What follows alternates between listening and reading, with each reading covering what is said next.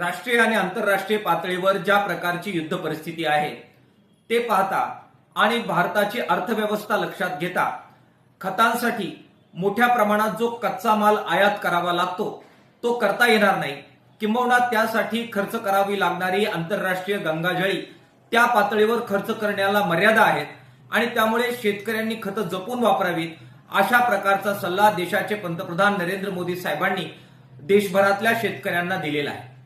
मात्र त्यांच्या या सल्ल्याची अंमलबजावणी केली तर त्याचा सरळ परिणाम हा खरीपामध्ये पिकांवर होणार आहे, उत्पादनावर होणार आहे आणि त्यातून अन्न सुरक्षा धोक्यात येण्याची शक्यता निर्माण होणार आहे।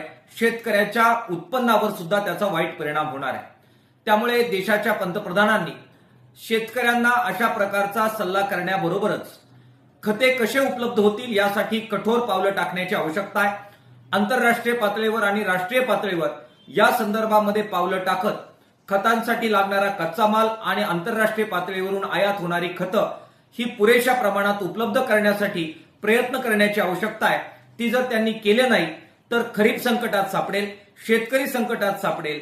केवळ शेतकऱ्यांच्या उत्पन्नावर याचा परिणाम होणार नसून अन्नधान्याच्या उत्पादनावर याचा वाईट परिणाम होईल आणि त्यामुळे देशवासियांच्या बाबत सुद्धा अन्न सुरक्षा धोक्यात येऊन मोठ्या प्रमाणामध्ये महागाई वाढण्यामध्ये याचा सगळा परिणाम होणार आहे। हे असं सगळं होऊ नये यासाठी पुरेशी खतं शेतकऱ्यांना उपलब्ध होतील यासाठी कठोर नियोजन देशाच्या आणि राज्याच्या सरकारने करावं असं आवाहन किसान सभेच्या वतीनं आम्ही करतो आहोत।